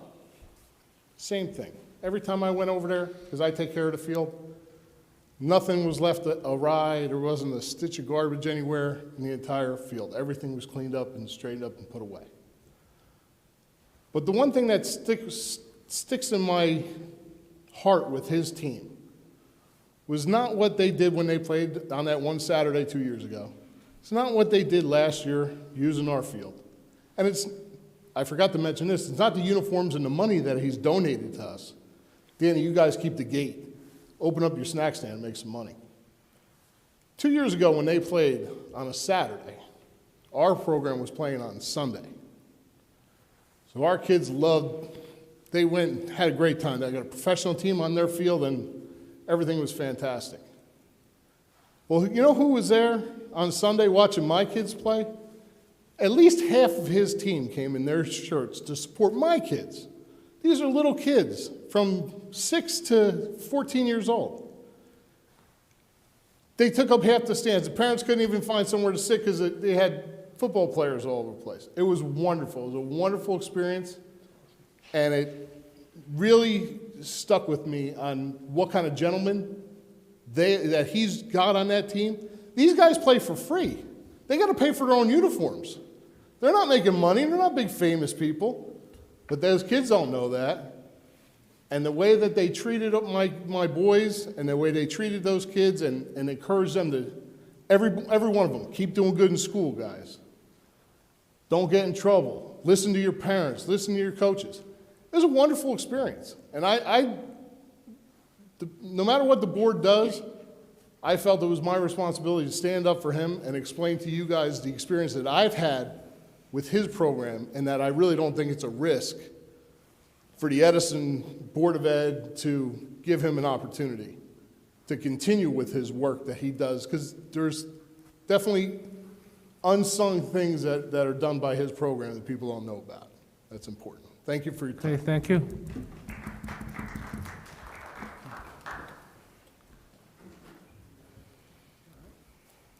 All right, anybody else? I know. Krista, close it up. If I go to Crystal. Anybody else? That's it. All right, Crystal, Krista, you're up. wrap it up. Let's go. Huh? Oh, okay, all right, you can go, okay. I might need to hold You're it ready, go myself. ahead. Wait, one moment. One moment, because I'm not gonna recognize myself. A few members of the public came up, and you asked them for their name and address. Yes. No, you're not allowed to ask people for their name and address. We went through this with the town council. Of course, they think you can give your name and address. That's not what the New Jersey Open Public Meetings Act Sunshine Law states. When it's the public's time to speak, let them speak. The reason why I believe people shouldn't have to give their name and address, it stops people that they're in the military, special forces, police officers that might have made drug busts, police officers' wives might not want to come up here and give their address. So it's not, like they said at the town council meeting, it's not about me making a circus. It's never a circus to promote the law and your First Amendment rights. Please stop asking people for their name and address when they come up here. That's a demand. But again, I can come up here, recognize myself as Spider-Man. You have many parents, domestic violence victims, they're divorced. But if they want to come up here and they don't want their spouse to know where they live, let's have a little common sense and let's follow the letter of the law. And I'm going to recognize myself right now. Can you start my time right now? Yeah, I didn't recognize. I didn't say my. Keep going. Yeah. Oh, you're keeping my time going? Well, you shouldn't have did that. Are those cameras right up there? No. Those aren't cameras? Those are cameras. No? Are there cameras right here pointed at this podium? Yes. So why can't I OPA request when the cop broke Lozman versus Riviera Beach Supreme Court ruling and I was forcefully dragged out? Why, when I OPA request it, you say that there's no footage? If you deny this footage, that itself is a lawsuit, because when you record there, that becomes a public record. That's not your recording, that's all our recordings. You understand that, right? Okay. Last time I came here, I want the illegal policy removed. That was 4 months ago. Shivi admitted she voted for it. You should have never voted for it. I want every member up here to admit who voted for a policy. Number one, you cannot restrict policy based on speech, on content. You cannot restrict free speech based on content. When I come up here during public comments, and the Supreme Court ruled, there's a case ruling saying during public comments you can speak about anything you want, even the International Space Station, you cannot tell me it must be school-related. By doing so, you're violating the New Jersey State Constitution, the United States Constitution, the Open Public Meetings Act, the Sunshine Law, in some cases, Robert's Rules of Order, Lozman versus Riviera Beach Supreme Court ruling, another one, I can't remember the case law, and it's time to stop. This meeting is not any of your meetings.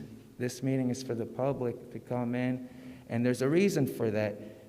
There's a reason the Supreme Court made that decision. What if I wanted to come in here and say, hey, I don't think this BOE member is good for our children, or I don't think a person in this faculty, there's a reason why the Supreme Court rules the way they do. I'm never going to come in here and curse, but for the record, Rosenfeld versus New Jersey, yes, you can curse, as long as you're not acting disorderly and like a fool. Vaccines, watch out taking the vaccines. Number one, there's no proof they work, and you don't know what the side effects are going to be yet. It's too early to tell. Bragan, Dr. Bragan and other members up here, because Northgrave tried to say this to me one time. If I ever see you guys out and I'm like, Conway or Patel, Mohan or she, This is something I've done since high school. If you ever hear me, Dr. Bragan, ever say Bragan, I want you to know it's not out of disrespect, and you can always correct me, you know. But there is, it's something I always do. I spoke, make January 7th a holiday, Orthodox Christmas, otherwise you guys discriminate. I'm put in the newspapers too, so let's do the right thing. I spoke to internal affairs cops today, and they all agreed with me. They researched every lie brought to their attention. They agree with me 100%, and you know what they decided? They decided that that police officer that's up there, he takes his order from the chief of police and the chain of command down. He does not take his orders from this lawyer, from you, from lawyer Northgrave, or any. Of course, if I'm up here and I'm disorderly and he feels, you guys don't need to tell him, he'll know if I'm being disorderly. He can drag me the hell out of here. Of course he can. But you cannot just drag people out here based that you don't like the speech that they're making. You cannot tell people this is not school board related and then throw them out. So I just want to ask one thing. Jerry Shee, I offer you a challenge. Would you like to do the right thing, the patriotic thing, the American thing? You took the oath to uphold the New Jersey and USA state constitution. Would you and the members up there right now that you know it's illegal, the town council said it was illegal, would you like to correct yourselves? Show the right thing for the children, how to be responsible. We can help the children and we can follow the law at the same time. There's no reason we can't do both. Jerry, would you like to remove that illegal policy? Hope you want to address the policy? No, it's not hers. It's for the. No, we'll have. It's for the law. It's for the board members to remove the policy. Don't put her in the hot seat. No, Jerry, would you like to remove the policy? If it's illegal, yeah, we'll remove it. But I'll let the Hope address the policy. The current policy is the policy that is adopted by Strauss-Esme, the policy committee. The policy service.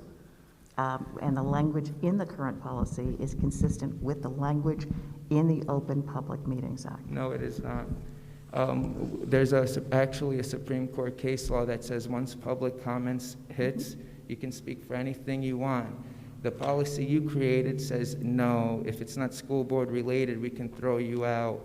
And I apologize. I disagree with you 1,000%. The town council disagrees with you. The lawyers disagree with you. The Supreme Court in New Jersey. We'll have the attorney look into it, okay? Okay. So what's next? So it will be removed? Because I'm going to look into every member that voted for it. I'm going to let it known to the public that when election season comes, you make all the promises in the world how you're going to respect their rights, and then once you get in there, you guys pass policy. You can pass a policy no Hispanic people can be in this meeting. Is that cop going to kick every Hispanic? No, you can't do that because it's against the USA Constitution. Crystal, your time's up. You can pass a policy. Crystal, no cameras. your time's up. I'll come back to my rebuttal. God All right. bless you. Oh, I'm going to come back and talk about the overrepresented. Your time's up. You can come up and talk about later, okay? And why there's no blacks, Hispanics, or anybody else up there. Thank you. I'm not going to have the government turn me against my own police. The police are here to enforce my laws. I don't think they enforce my rights too. They don't take orders from you guys. Hope my clock starts now. Mr. Shee, I'm an attorney. I don't need to, it's very sad day that I have to say that I'm an attorney. I know my legal rights. I know you're attorney, yeah. Number two, I think the founders of the Constitution really created the Board of Education to keep the checks and balances. Your superintendent, not my superintendent, put his ego ahead of kids' issues, not the 1 time, 2 times, and 3 times. When me and another person came back asking for 3 IT positions questioning, he got angry. He showed he's saying that you guys are political, then he later apologized. And now, let me put the legal words. In UK, in New Zealand, in Australia, the doctors are called as misters. They're not called as a doctor. The second thing, all the Harvard professors having the PhDs must be called as a mister only, not as a doctor. I hope your superintendent is not above the Harvard professors. It's my legal right to call either mister or no mister. Your superintendent can file a defamation against me. I will exercise my First Amendment rights of saying what I want to say. If he doesn't want to address the kids' issues, there is no respect from my side to him. All these days I respected him a lot, and now you being a BOE president and Mohan being the vice president, all the BOE members, I'm asking, put the checks and balances on your superintendent. If he doesn't follow the checks, I will have to really bring the motivation, pull the people together. I brought 8 issues of the kids, and he stopped me, and he only found that Mr. versus doctor. This is insane that kids are suffering, people are dying, and the ego of being a doctor and Mr. I'm sorry, Mr. Jerry, Mr. Shi, sorry. I truly believe you guys have to put some checks and balances. That is number 1. Number 2, Mr. Biral, please don't encourage the kids. If they say something a problem, there will be retaliation from the teachers and principal. Hope you understand that. Don't put the high school kids in trouble of bringing the school issues here. They need to work with the teachers. They need to work with the principal. So I have seen examples. There is a retaliation. And I can tell you one thing. Mr. Shea, I'll give you one more example. The Spanish teachers are really giving class engagement scores that they can see 33 kids raising their hands or not. Each kid is different. We are going through the pandemic. If the kid doesn't raise, oh, your son or a daughter raised only 2 times hand, so I'm giving 70. I'm giving 80 marks. So is this the time to see that? Can I ask them, can you see 33 people in a simple laptop box? No. And then, when I ask the teacher that, why are you not using Zoom? Oh, my preference is GoTo. So teachers can get their choices of using GoToMeeting or Zoom, but kids have to raise the hand all the time. You know the optimum issues. You know the kind of slowness. When the teacher asks a question, after 10 seconds, kids will raise the hand. And I think, there are a lot of issues that I want to address. Some of them are forwarded to your superintendent, and I'm no longer going to forward any emails to your superintendent. I'll bring it to here, and I'll coordinate with whether it's a Facebook or it's a WhatsApp, I will bring a movement to challenge the school admin, especially your superintendent, understand kids' issues more than his personal ego. Thank you. Thank you. Mr. Shea, I'd like to respond to that. Yep. How you're disrespecting me, you turn into me disrespecting you, astounds me. I addressed every issue with the students that you mentioned and will continue to, because I'm here for the students. And I don't know what they do in New Zealand. I happen to have been a college professor, and everyone was addressed as doctor that had that earned doctorate, whether it was a PhD, EDD, or a medical doctorate. That notwithstanding, I did not disrespect you. You disrespected me. And you get up there and you make a threat that you're coming after the board for not holding me accountable because I corrected you. And then afterwards, you repeatedly said, Mr., with emphasis, as a disrespect to me. You can say in whatever you feel towards me. Call me whatever you so desire. That's your right and that's your choice. I'm committed to it's my time to talk now, sir. That's again being disrespectful. All right, I'm not going to engage with this. You got the minutes back, and I didn't say a word when you spoke just now. So I'm not engaging with you. Nonetheless, I'm here for the kids. If you're going to make a threat that somehow you're coming after me, bring it on. I'm not political like you, sir. Good night. I'm not political like you. All right, Tony.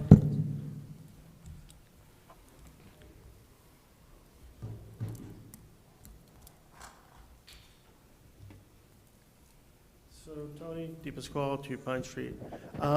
So I do know the policy of the president being able to create whatever committees that they want to. And I'm just going back to this financial task force.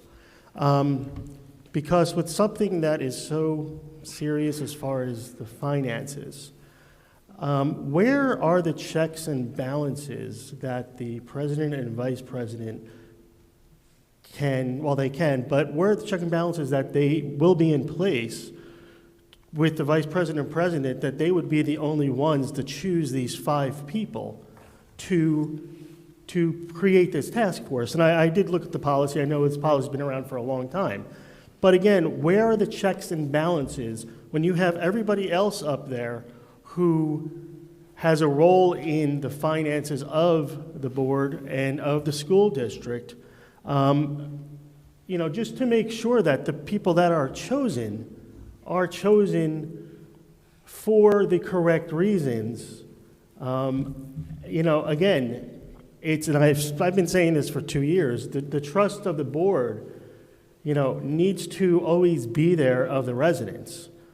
So again, depending on who is chosen for the task force, again, I think should be under scrutiny by the other board members and the residents, just again for those checks and balances, because you're basically just giving, this policy basically just gives the president, carte blanche to pick whoever they want to, even if the person's qualified or not. So that's a lot of trust that's being put into basically one person. So I really think it's a pretty bad policy that the board has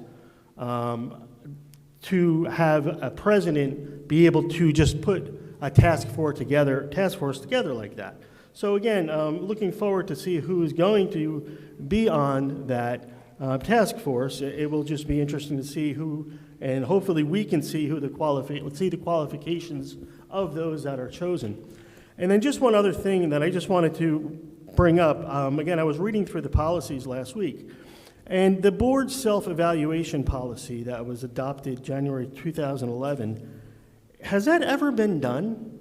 Because here it says, the board will annually adopt an evaluation instrument that permits individual board members to record their assessments of the conduct of the meetings, fiscal management, and then it says the assessments of the board will then be tabulated and presented at a regular board meeting of the board in which superintendent will be invited to participate.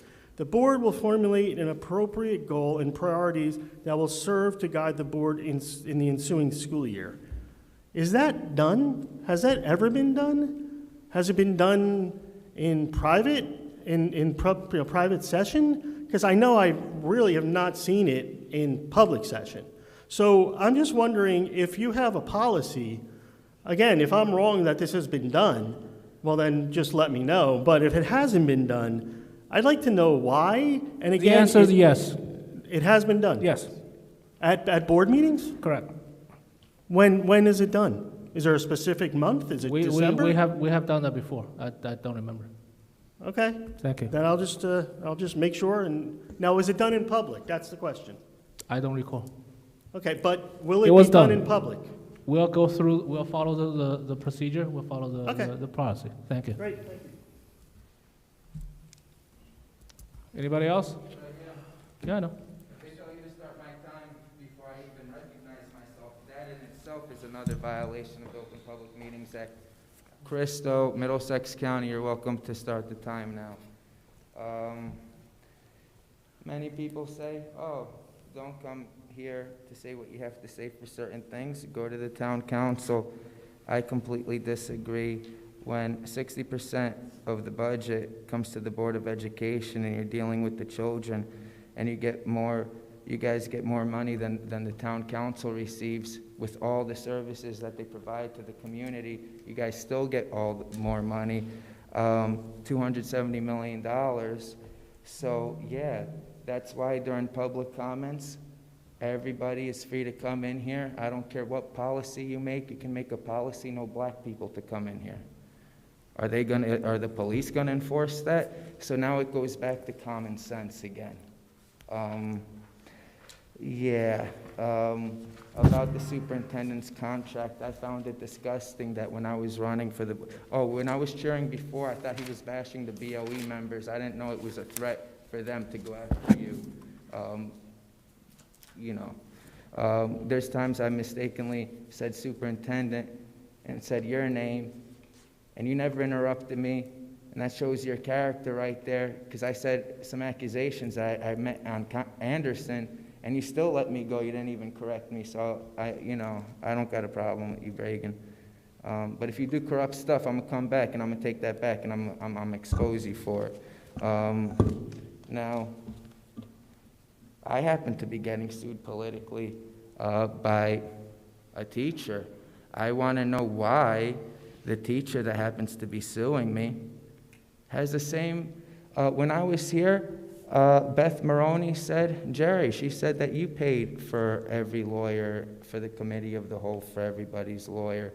So I want to know why the teacher suing me, Fusco, happened to be the same lawyer as Shannon Pang and Mahesh Bhagia during the investigation into the racist flyers. That's a little bit, and it's not just that. You Board of Ed members are not allowed to speak even to a principal. So there is evidence coming out that people have spoken to teachers. When that evidence comes out, I hope it comes out sooner than later, I'm getting sued for political retaliation. I never slandered the teacher. I just sent an email to Councilman Brescher, hey, the woman has the same name as a sex predator from Carteret, Perth Amboy teacher. I said, hey, if it's the same person, fire her.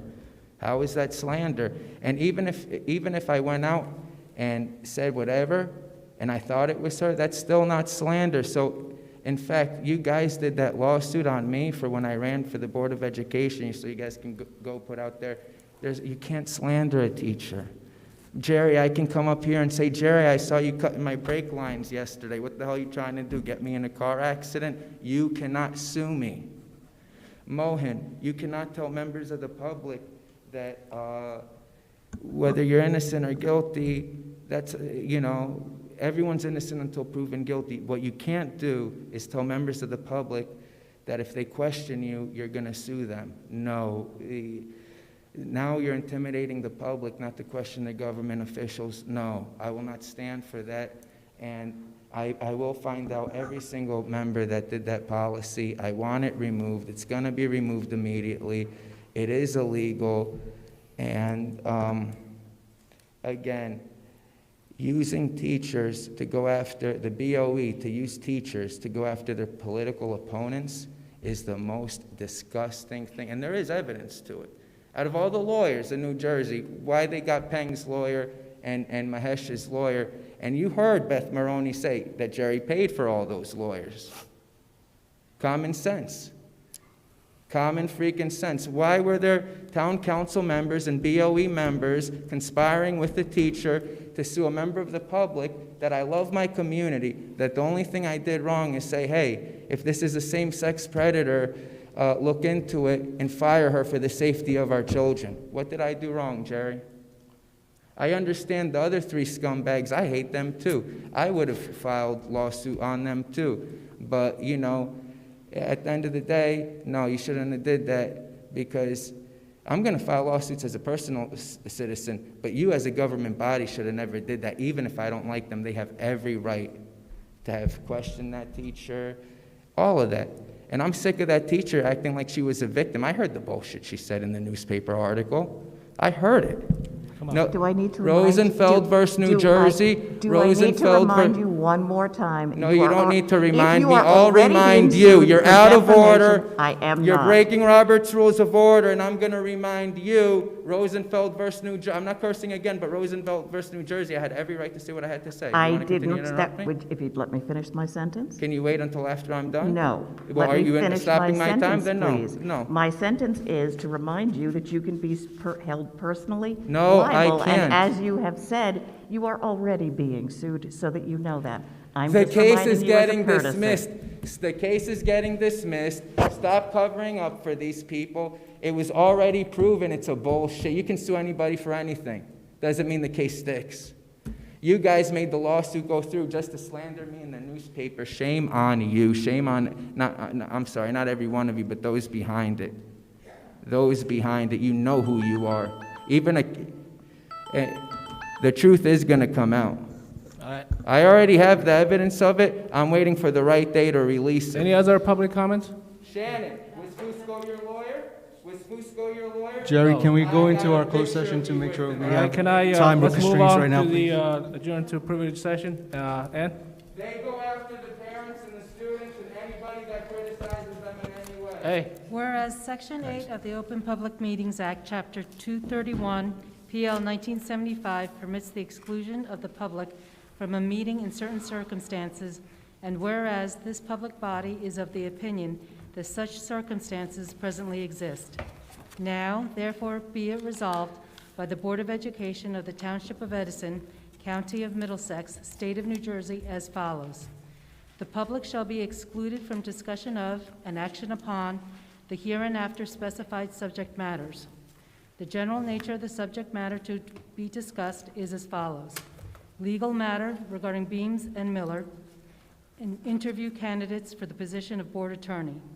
It is anticipated at this time that the above stated subject matter shall be made public at such time as the need for non-disclosure no longer exists.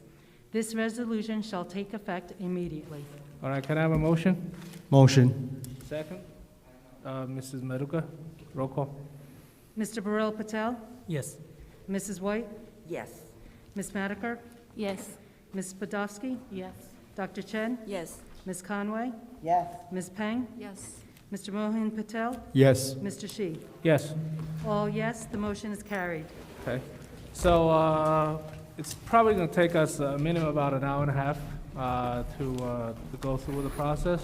So we're going to come out and appoint the attorney for the board. Thank you.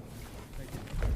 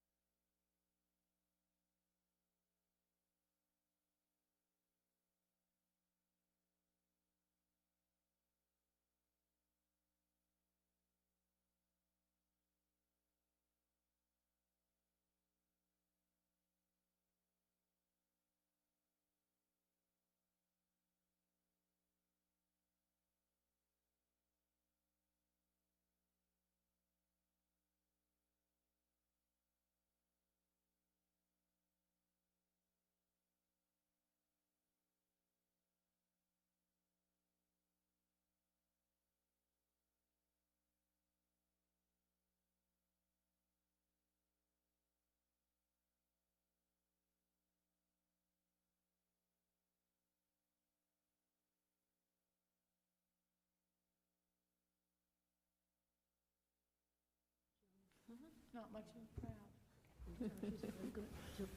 What did you think? What did you think? I thought Crystal was You never know, don't you? In the parking lot. Read the resolution. I don't think they're ever public going to be comment, able to vote. correct Read the Christoph. resolution, public comment, vote. That's just him. Don't you think? Okay, we're gonna reconvene. Can I have a motion to reconvene the meeting? Motion. Second? Do I have a second? Mrs. Penn? And roll call. Mr. Burrell Patel? Here. Mrs. White? Here. Mrs. Madiker? Here. Ms. Podolsky? Here? Dr. Chen? Here. Mrs. Conway? Here. Mrs. Peng? Here. Mr. Moheen Patel? Here. Mr. Shi? Yes. The motion is carried. Okay. So, Dr. Bregan, can you read the first resolution? Yes.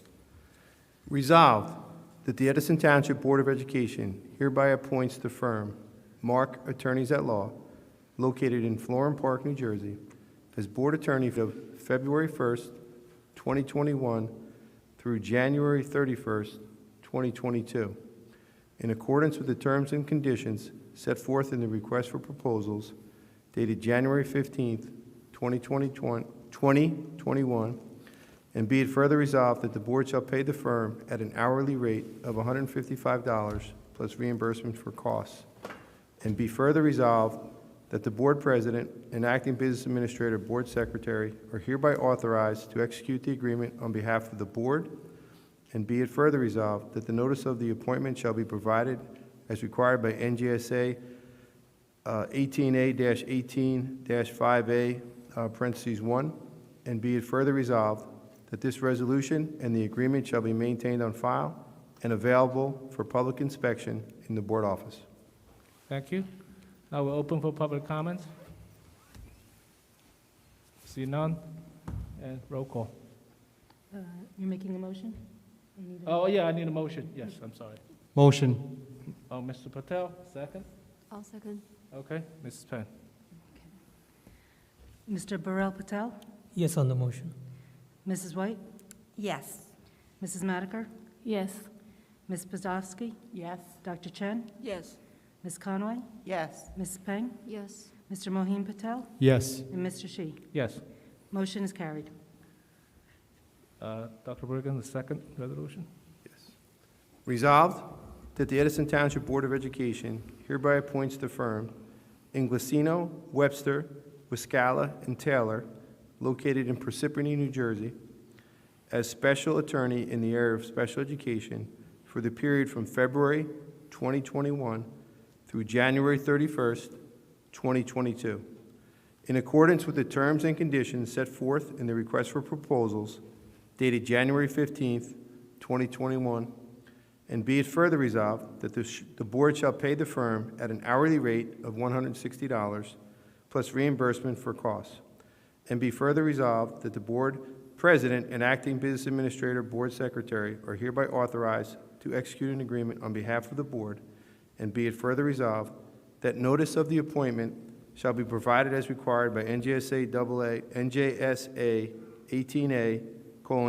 18A:18A-5A, parentheses 1, and be it further resolved that this resolution and the agreement shall be maintained on file and available for public inspection at the board's office. Okay, any public comments? See none? Can I have a motion?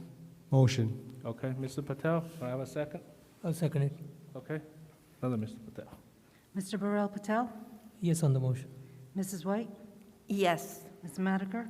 Yes. Ms. Podolsky? Yes. Dr. Chen? Yes. Mrs. Conway? Yes. Mrs. Peng? Yes.